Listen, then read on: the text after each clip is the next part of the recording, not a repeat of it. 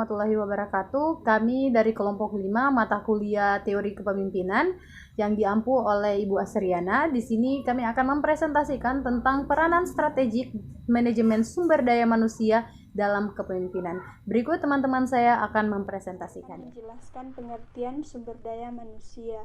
Sumber daya adalah segala sesuatu yang dapat dimanfaatkan atau memiliki potensi untuk dimanfaatkan untuk memenuhi kebutuhan manusia lain. Selanjutnya adalah pengertian manusia. Manusia adalah sumber daya karena manusia merupakan tenaga, pikiran, dan waktu yang dapat dimanfaatkan untuk memenuhi kebutuhan manusia lain.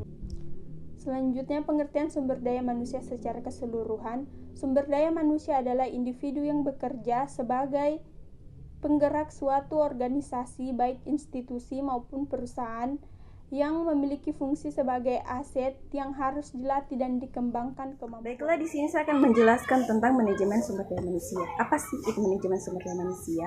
Nah, secara umum, manajemen sumber daya manusia adalah suatu proses menangani berbagai masalah pada ruang lingkup karyawan, pegawai, buruh, manajer, dan tenaga kerja lainnya untuk dapat menunjang aktivitas organisasi atau perusahaan demi mencapai tujuan yang telah ditentukan. Kemudian menurut A.F. Stoner, di mana menurut A.F. Stoner ini sumber daya manusia adalah suatu prosedur yang berkelanjutan yang bertujuan untuk memasok suatu organisasi atau perusahaan dengan orang-orang tepat untuk ditempatkan pada posisi dan jabatan yang tepat pada saat organisasi memerlukannya. Di sini saya akan menjelaskan langkah strategi perusahaan dalam mengembangkan sumber daya manusia, di mana sumber daya manusia dalam suatu perusahaan merupakan aset yang paling penting dan paling berharga, di mana untuk mengoptimalisasikan hasil pencapaian perusahaan akan sangat didukung oleh peningkatan peran pada manajer fungsional yang terlibat dalam pengelolaan sumber daya manusia.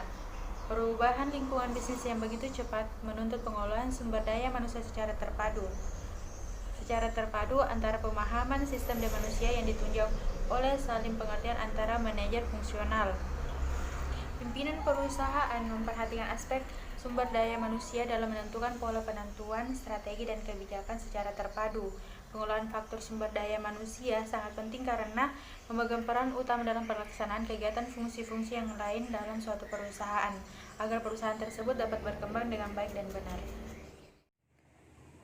Baiklah, di sini saya akan menjelaskan materi tentang peranan manajemen sumber daya manusia dalam organisasi, di mana pengertian dari manajemen sumber daya manusia merupakan bagian dari ilmu manajemen yang memfokuskan perhatiannya pada pengaturan peranan sumber daya manusia dalam kegiatan suatu organisasi.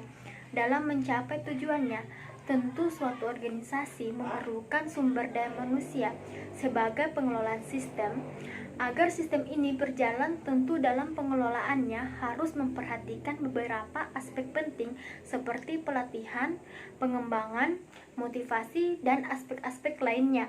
Hal ini akan menjadikan manajemen sumber daya manusia sebagai salah satu indikator penting pencapaiannya tujuan organisasi secara efektif dan efisien.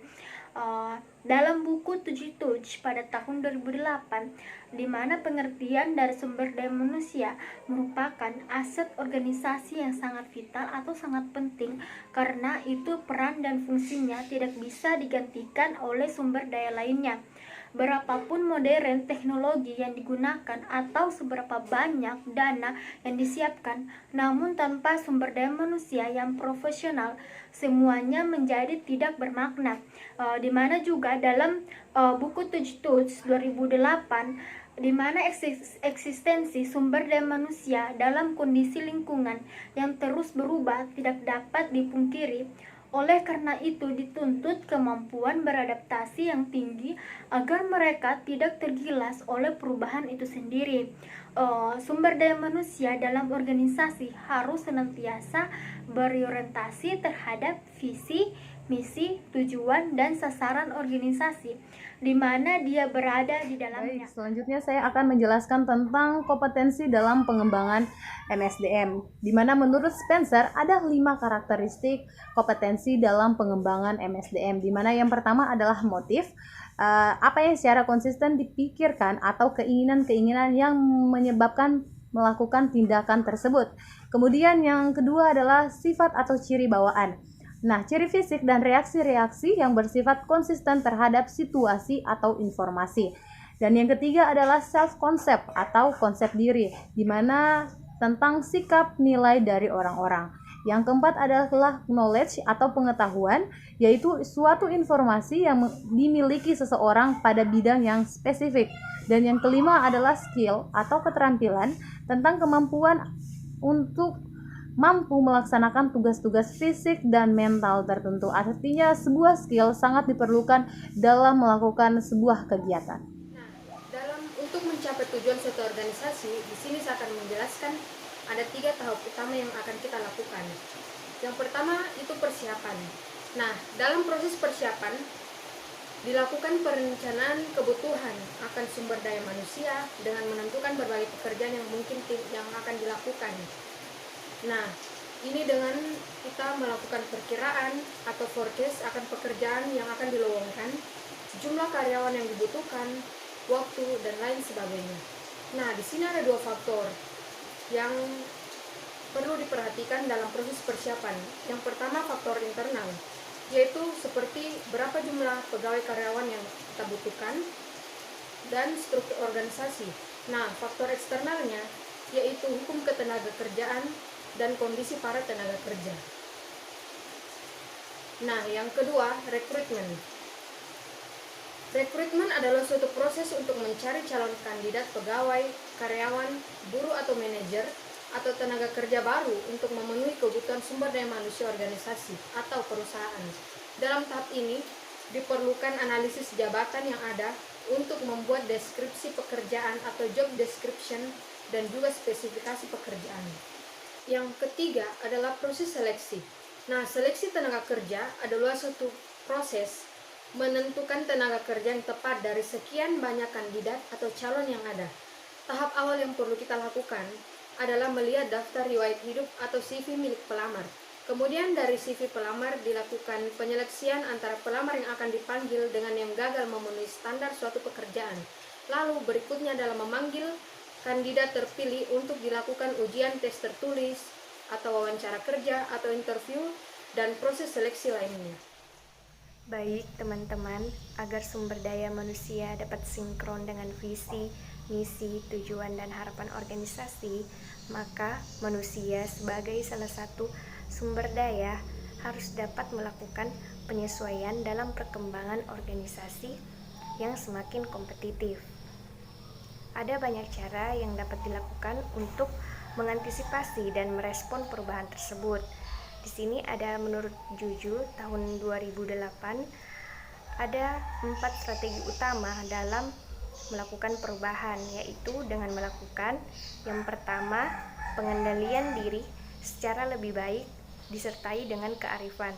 Yang kedua, beradaptasi dengan perubahan dan mengubah paradigma berpikir dan bertindak. Yang ketiga, komunikasi yang efektif untuk membangun kepercayaan dan mengembangkan networking. Yang keempat, penyelarasan atau penyetaraan antara kematangan EQ, IQ, dan ISQ. Jadi dengan strategi tersebut sekurang-kurangnya sumber daya manusia dalam organisasi dapat melakukan upaya untuk menyesuaikan diri terhadap tuntutan global yang cenderung bersifat tanpa batas. Di sini saya akan menyimpulkan bahwa manajemen sumber daya manusia memiliki peran, fungsi, dan tanggung jawab, yaitu melakukan persiapan dan seleksi tenaga kerja. Yang kedua, pengembangan dan evaluasi karyawan. Yang ketiga, memberikan kompensasi dan proteksi pada pegawai. Salah satu pilar fungsi perusahaan, manajemen sumber daya manusia, merupakan tonggak utama dalam pertimbangan pengambilan keputusan 3 fungsi lainnya, yaitu keuangan, pemasaran, operasi, atau produksi. Sumber daya manusia dalam perusahaan merupakan aset yang paling berharga. Optimalisasi hasil pencapaian perusahaan akan sangat didukung oleh peningkatan peran para manajer fungsional yang terlibat dalam pengelolaan sumber daya manusia. Peran manajemen sumber daya manusia dalam perusahaan strategi. Yang pertama, manajemen sumber daya manusia dapat memberikan peran sebagai pengamat lingkungan. Yang kedua, sumber daya manusia adalah suatu posisi yang unik untuk memasuk intelijensi bersaing yang mungkin bermanfaat dalam proses pencapaian strategi. Yang ketiga, sumber daya manusia juga berpartisipasi dalam proses formulasi strategi yang mensuplai informasi tentang kekuatan dan kelemahan internal perusahaan. Yang keempat, kekuatan dan kelemahan sumber daya manusia memiliki satu aspek pada kelangsungan hidup dari strategi perusahaan. Yang kelima, dalam menghadapi situasi lingkungan yang terus berubah menuntut peran manajemen sumber daya manusia, maka manusia sebagai salah satu sumber daya harus mempunyai nilai kompetensi dengan selalu mengikuti perkembangan zaman dengan selalu meningkatkan ilmu pengetahuan. Sekian pemaparan dari kelompok kami. Mohon maaf jika terdapat banyak kekurangan. Semoga bisa bermanfaat bagi kita semua dan terima kasih. Wassalamualaikum warahmatullahi wabarakatuh.